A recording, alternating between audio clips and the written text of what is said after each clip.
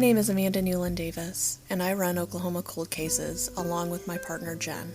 At Oklahoma Cold Cases, we try to shine light on the cases of the missing, murdered, and unidentified that otherwise don't get much media attention. For the last 4 years, we've existed solely on Facebook, sharing the posts of the missing, murdered, and unidentified of Oklahoma.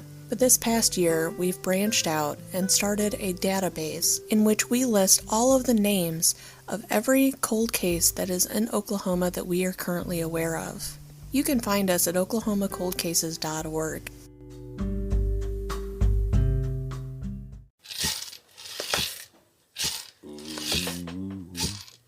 You're listening to Sirens, a true crime podcast, brought to you by the Sirens Network. This podcast contains explicit content, so listener discretion is advised. The opinions expressed on this podcast are solely the views of the hosts and do not reflect the views of affiliates, associates, or sponsors of this podcast. This is Sirens, a true crime podcast.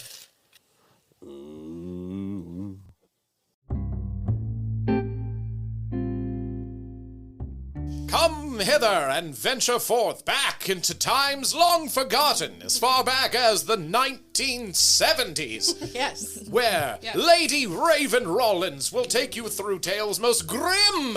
We ready for this? So today, obviously, I have Simon Vaughn with me. Hello. And for the first time, I believe, ever, right? Yeah. Okay, I've had so many people on this season's been so crazy. For the first time ever, I have Jean Grey. No relation to Like the X-Men? who you are. No, I was just about to say. Not We are like avoiding the X- copyright here. It's spelled differently. Gray. There we go. So, there's that. And today we're going to talk about the mystery at Foss Lake. I want you both to know there is no wrap it up nicely with a neat little bow in this. All right, so 6 people disappeared. Grand total, right? Grand total, right around Foss Lake. And there's a couple little towns around there that 3 of them went missing from, and then 3 went missing from another little town around there, but they're all like right around Foss Lake. 2 tiny towns off Route 66 in western Oklahoma. I hope that I'm saying this right, Canute. And then the other one is Sayre. What's weird about this is that you're probably going to hear me say so many different conflicting things because there's so many conflicting articles and so much like conflicting evidence. So some articles say that 3 people went missing first and 3 people went missing second. And then other articles say there was only 2 people in the first car. And then others say there's only 2 people in the second car. So, it's my understanding that later, when they're identified, that there are 6 separate remains found. So just keep that in mind. And this was in the 70s, right, Raven? Right. Actually, okay, so that's another thing, is that for some reason, a shit ton of different news outlets also reported that this first one that actually happened in 1969 actually happened in the 50s, a decade before the second one, and that's not true. See, I had my feelings on that one. That's because of the cars. It might be, yeah. But the missing persons report, which we'll go over, they were only a year apart. Okay. So, all right, so the first one's 1969. No one's going to question anything that comes out of Sayre, Canute, Oklahoma. Sayre has 3,000 people that live in it. This mystery wasn't solved until like a year or 2 ago. So it was like a 44-year-old mystery. Foss Lake is located near Elk City, Oklahoma. Okay, so it's the western part of the state. I had to look it up because I've never been to any of those. I've never even been to Elk City. Wait, so you're saying it's off of Route 66 in the west? It's off of Route 66, and actually, I have a map. Hooray! I have I'm going to put all of these photos and stuff that we talk about tonight onto our case files on the website, so you can get on there My God, it's almost like you researched this. I know, almost. Never heard of it. I've never been on that side of the state. I can tell you that right now. I'm convinced we're just making up names at this point. No, they get so much worse around the rest of the state. It's always crime. So let's start with April 8th, 1969. Okie doke. Okay, there's a green 1953 Chevy Bel Air, and that's probably where they got the 1950s thing from. And then again, some reports say it was a 1957 Chevy Bel Air. So there we go with that. So I'm going to say it was a 1953. There's a good 10-year run of that car where it didn't change. Yeah, it didn't change, yeah. It's not broke. Don't fix it. A woman named Nora Duncan was riding in it with her husband and his friend Claiborne Hammock and John Alva Porter. And they were last seen together in it, when they, I wouldn't say necessarily broke down on the side of the highway, but something happened in which they had to stop and then couldn't get the car started again. And so they asked someone for a push to like push start it. And those people saw them all together, those three people. Now that's interesting. And that's the last time that they were seen, like forever. And according to a letter written to the FBI by Duncan's daughter later the year that they disappeared, some articles on them have them, like I said, going missing in the 50s, some in the 60s. According to Police and Family, they filed a missing persons report in 1969, only a few months after they disappeared. So, which is kind of weird in itself. I mean, I guess it is. It depends on where the daughter lived. That's literally all there is about it. They were seen on the side of the road by several people who drove by, and then by the people who gave them a push to help push start them. They put out, I believe they put out missing persons flyers after they did the missing persons report, and they basically said these people basically disappeared with their car. By the way, their car disappeared too, off of the face of the planet. And so they put out like missing persons flyers and stuff and said anybody with information. And then those people were like, hey, we gave them a push earlier that day. And then they just disappeared, vanished. Investigation by family members had failed to develop any information as to the whereabouts of these people. And for that reason, it was requested that a missing person notice be posted. A letter filed to the National Missing Persons Database states it's addressed to FBI Director J. Edgar Hoover, which is kind of cool, but dated on October 9th, 1969, and written by Duncan's daughter, Clara Jo. They disappeared in April, and she reported them missing in October. And I can easily see somebody not having any luck connecting or looking for somebody for a period of months. I mean, this is all still back when the best form of communication that Oklahoma had was the post office, because western Oklahoma, even all the way up to about the 70s, had minimal telephone connections except on major highways. And that's the thing that bothers me, though, is that they're off of 66, which 66 was rendered kind of moot around the late 60s, early 70s when they were kicking in the better interstate access. It's like literally Route 66, like historic Route 66. It's the historic Route 66. The first ones to get communication along that line. That's the gateway to the West 66 and everything. I don't know. That's weird, right? It is. It's weird. 4 months, while it's still understandable, it's a really long time. Here's the thing that I don't know if they filed a local report, like a local missing persons report before then. I did not find one. If they did, then great.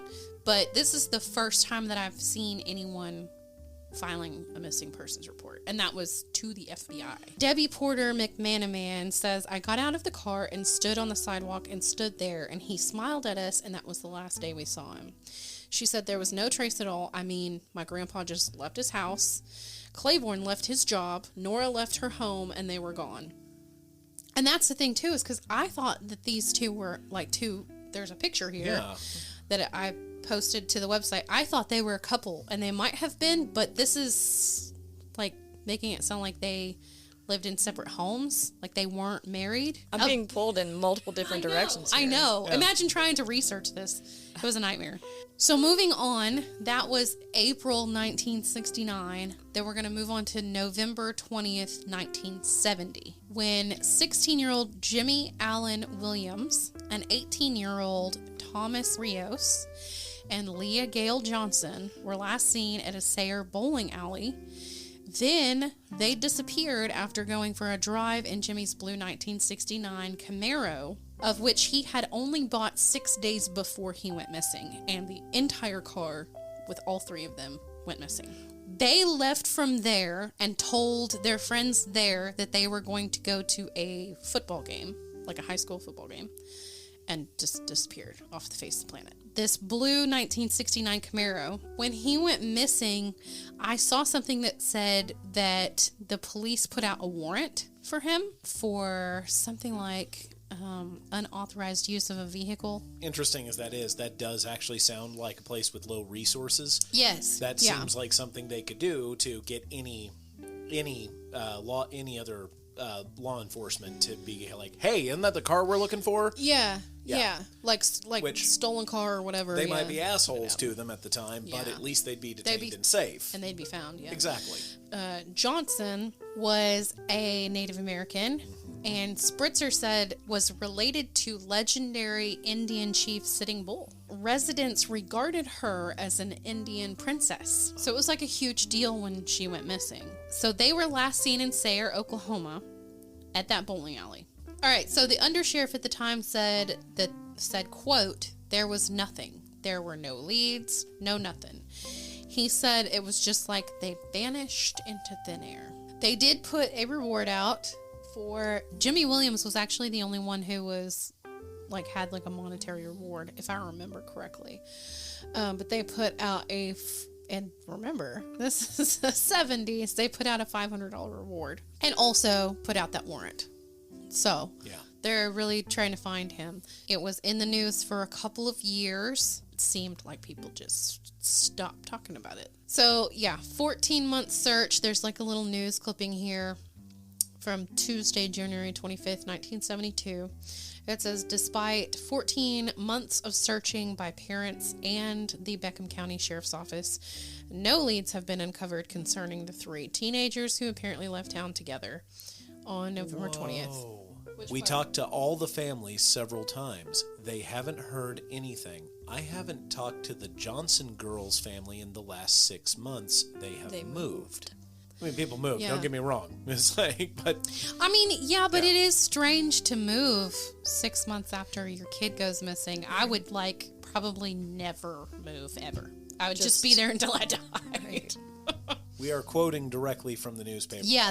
And this clipping, I've got up on the case files, so you can go look at that clipping if you want. And the Williams boy's mother, always appears to have initially said, "I have a feeling there's more to this than meets the eye." Yeah. And she also said her husband works at a chemical company in Ashland, Texas, and quote, he thinks Jimmy is dead. Wow. End quote. Just not holding on to not there. What? Nah, he's dead. Oh, yeah, and there's the thing right there that it says, we have a warrant issued for the Williams boy for unauthorized use of a motor vehicle. We have been in contact with the FBI. The family has run $500 reward. And the dad's just like, well, he's dead. So, moving on.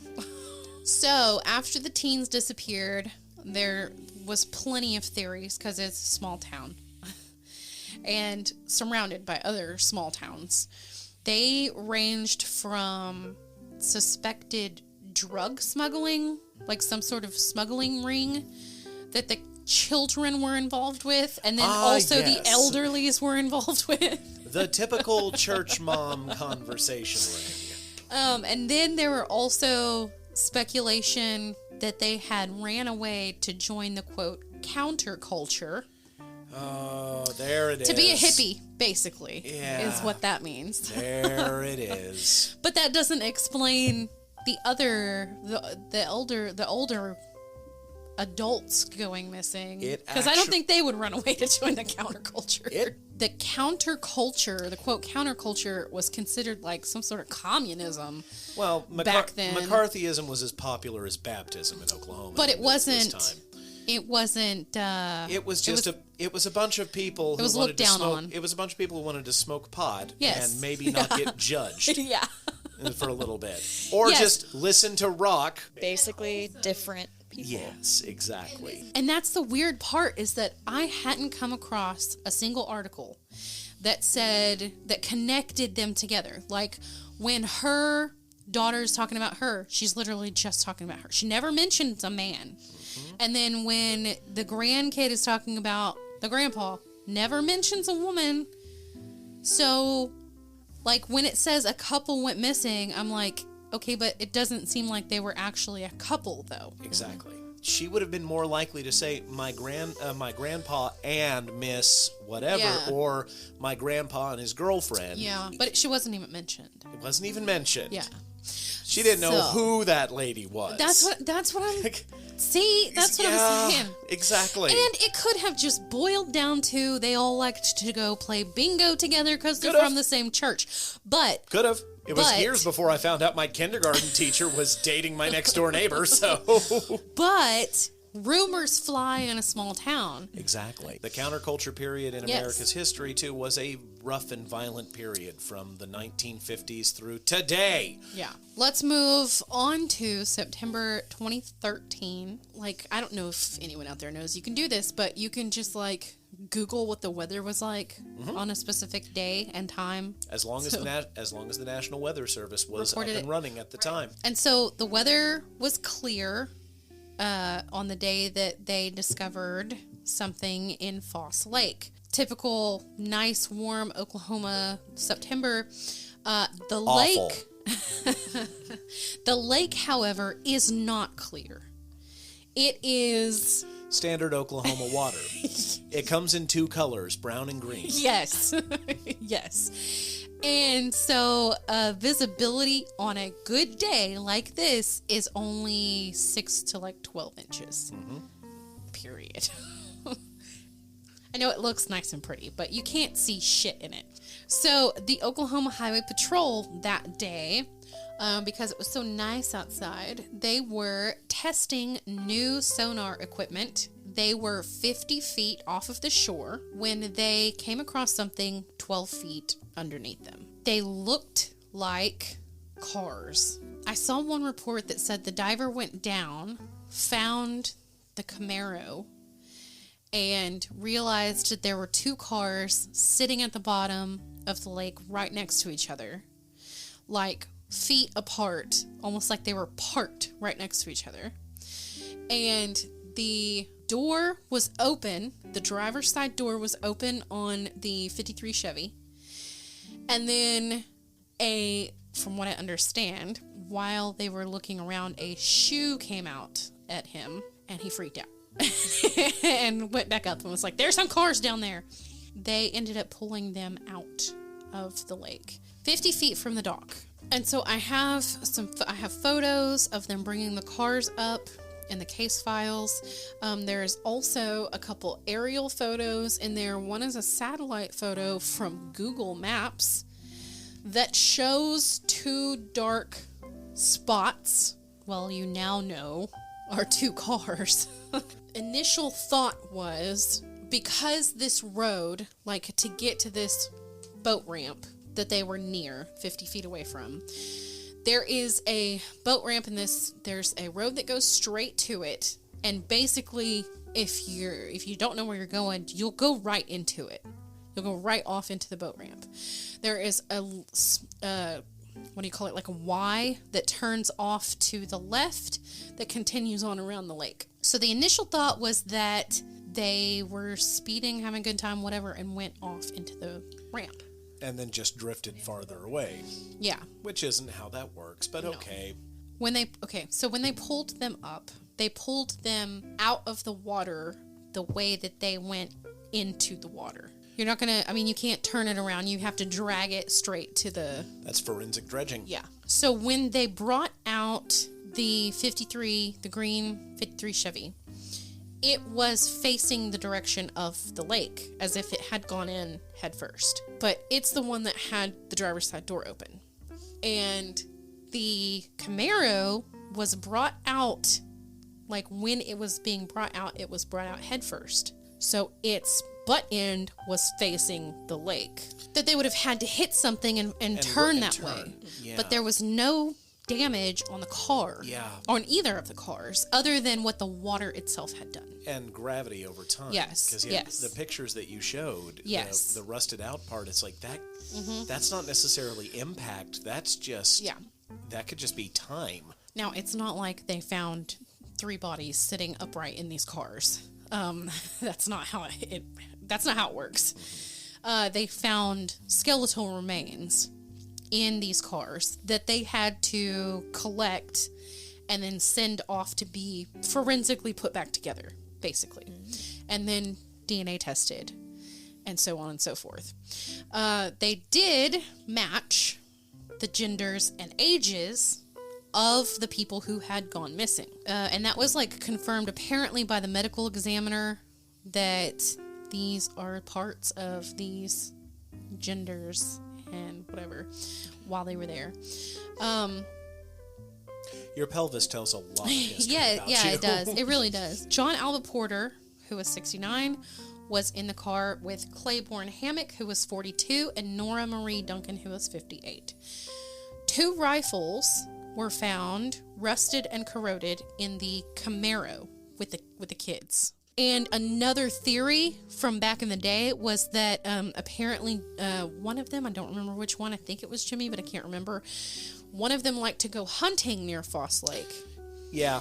And so they thought, well, maybe they changed their mind. Instead of going to the football game, they went hunting instead. Or they went to do the traditional Oklahoma pastime of, hey, shoot beer you guys want to cans. get drunk in the woods and shoot beer cans? Probably more likely. So a year after they hauled the cars from the lake, the medical examiner announced that the bodies found inside it were those of the 3 teens who disappeared in 1970. All of them were identified in the Camaro.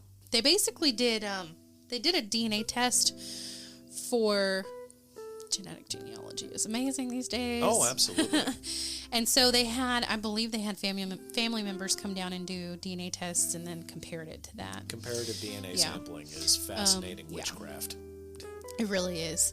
But the fucked up part is that the medical examiner stated that their deaths were, quote, probable drowning. Because all you have really are bones now. If they had found gunshot wounds or Anything like else some in sort of bones. bladed anything in them, they would have ruled it differently. However, you can't ever rule out strangulation or poisoning. Yeah, poisoning is or- the one I was going to bring yeah. up, because the problem with this is, considering the era and then how long it took to find them, now, will heavy metals or traditional poisons rest in bones for that long? Hell yeah. We figured that stuff out for people hundreds of years old, that they were in fact poisoned. But the problem is, for those of you who don't understand, the insane mineral content of Oklahoma water and the very porous nature of human bones. Yeah. The problem is that you're just as likely to find cyanide or arsenic levels in those bones as you are to find potential traces of uranium, because our water is not safe. So No. This is why we buy bottled water. Like, all the time. exactly. When the initial discovery was made, police just immediately dismissed any sort of foul play. Said the car wrecks they were car wrecks, and they probably didn't have anything to do with each other, and it's just coincidence that 2 exact things happened a year apart from each other. It's fine. And In close proximity as well. Yes. right, Yeah, they were only a couple feet away from each other. cold case closing, basically. Yes. Yeah. Yes. Somebody was emptying their inbox from Yes. 70 years. Sheriff Bruce Peoples said, quote, Well, I don't trust them automatically. said, quote, "This is Western Oklahoma, not LA or New York or London." What did I say? What did I say? And by the way, the sheriff's office there is right across the street from a small goat farm. So, and I'm not even making that up. That's I'm not perfect. making that up. Not have it any other way. I know, right? Yeah.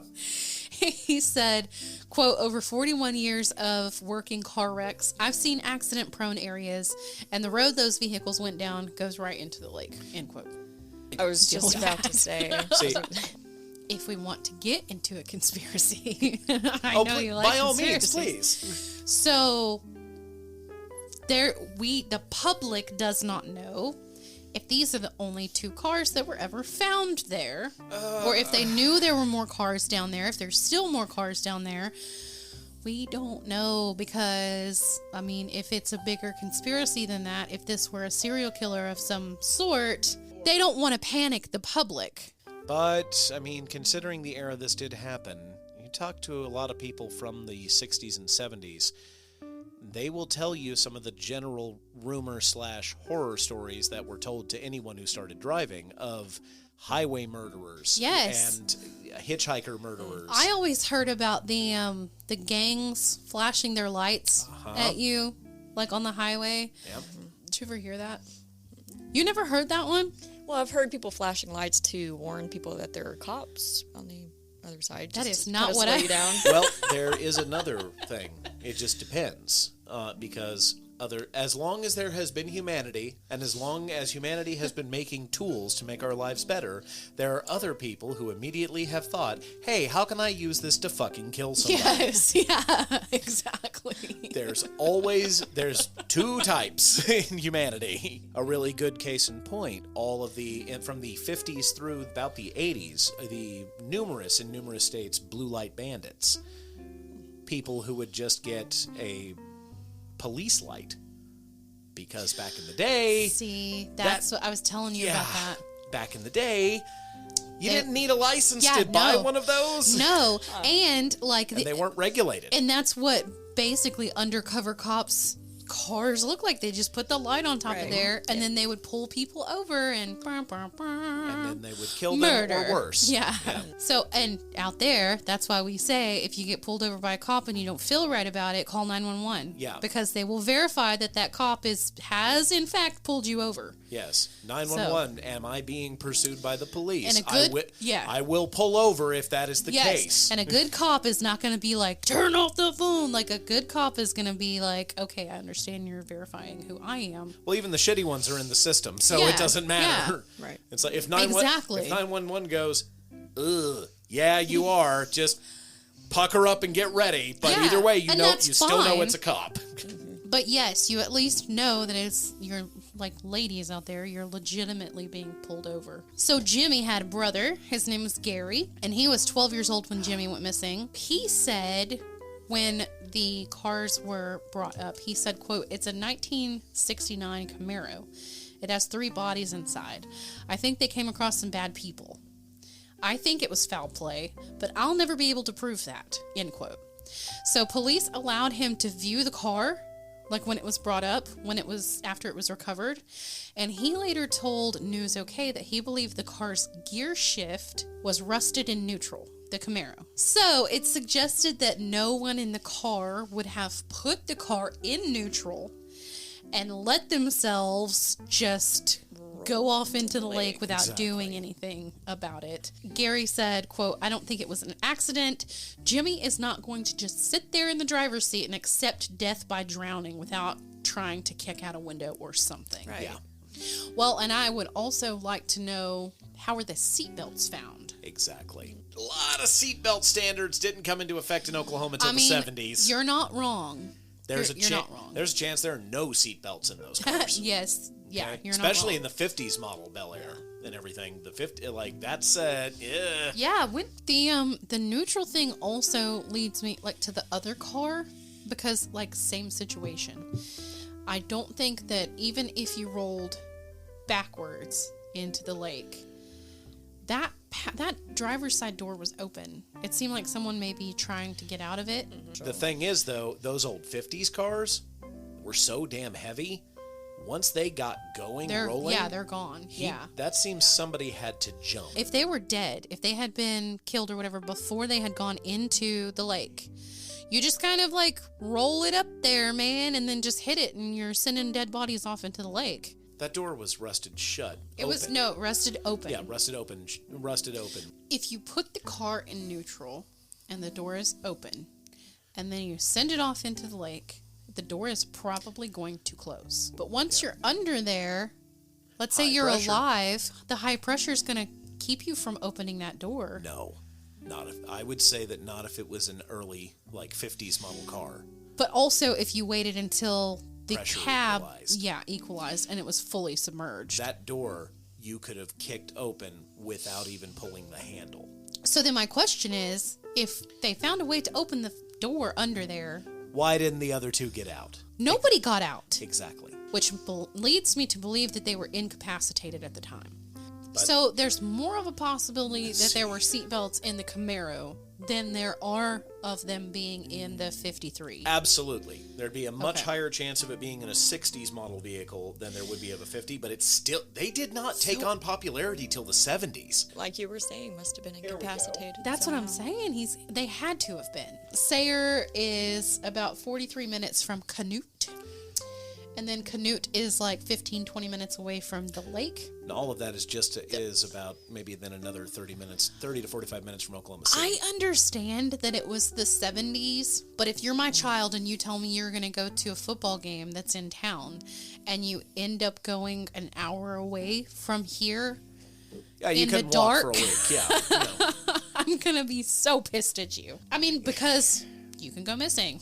Yeah. Going on. Elk City is probably where that football game was. More than likely. Hey everybody, we're going to a football game in my Camaro. God, he's so hot. I mean, seriously, even if it was just a ride somewhere, it's know. like, can I ride in your four-wheel death sex machine, please? Thank you. I'm going to tell you what was found in the cars. Do you want to know? Yes. Okay, so in the Camaro, along with the 2 rifles, some of this stuff is like so degraded they couldn't identify it, and so they kind of just write down some brown thingy. Like they weren't really. Indeterminate mass. So in the Camaro, we have a fish vertebrae times 2, I knew it. a human ear bone. Bullshit. How the hell did they find that? That is one of the tiniest fucking bones in the human body. I don't know. The guy who found that is feeling really good about himself. You think that's bad? Listen to this next one. Okay. A fingernail. The absolute fuck, people. Did I just break your brain? This is all made up. Yeah, but Life is a we didn't simulation. want to send it off to the examiner or nothing. It's like you were able to find a fucking fingernail. That's a fingernail. That's like hair analysis. in the bottom of a lake in a car. I'm sorry. What? No, I don't know. I don't know. I'm just giving you the news as I get it. Remains included a human ear bone, And a fingernail, a waterproof journal that had all their fears listed in Show it, me. and this one person who may have been in the car with them that they all said had 3 eyes and 3 hooks. But, nothing worth following up on. Show me one more case where you get details like that. That's ridiculous. How the hell did they recover an ear bone?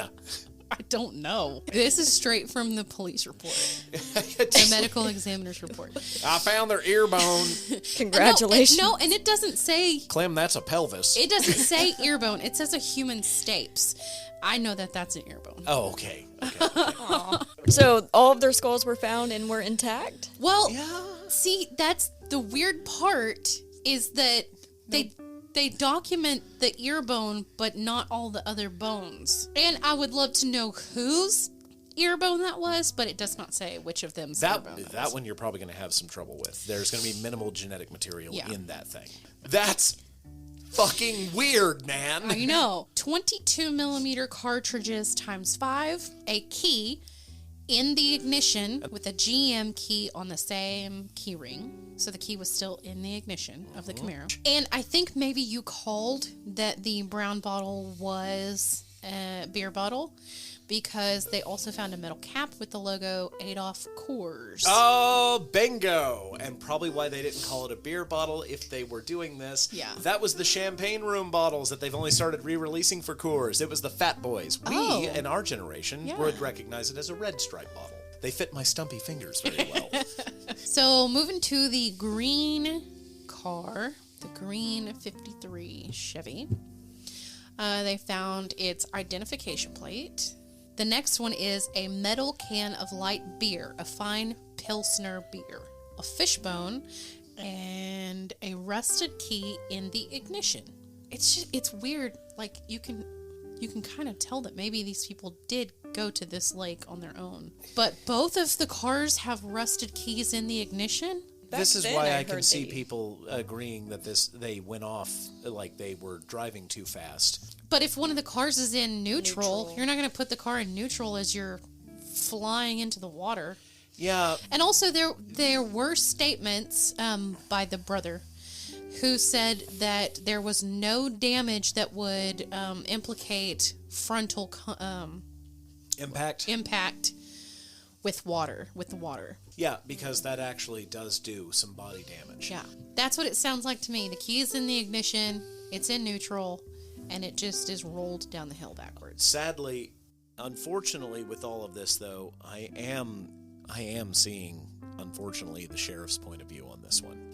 Like, you're never going to solve There's that. no way in hell. Yeah. The town is too small for anybody to have the resources to pursue this. Well, I mean, when you can literally have a person that comes to you and goes, I murdered so-and-so. That doesn't matter if you don't have evidence that corroborates that. You can literally walk around screaming, I murdered a guy! And unless there is evidence of you actually murdering that guy, it doesn't matter. Correct. Even if somebody comes out of the woodwork and says, I think my grandfather may have killed some people. Yeah. It doesn't matter. It doesn't matter. Yeah. And that's the thing that sucks about a lot of unsolved cold cases is because you might get the information, but you also have to get the evidence to back that information up. If nothing else, if somebody came out of the woodwork and was like, hey, I know what happened to them, maybe it would at least give the family some sort of precisely answers. These people vanished into the night, and then like them in their whole ass car. Yeah. And then they were found 44 years later, and there's still no answers. No, it's incredibly sad.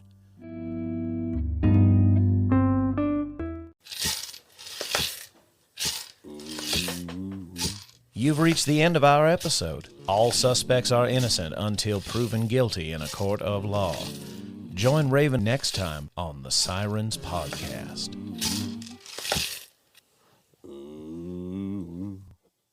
Do we have an outro? That's our outro, isn't it?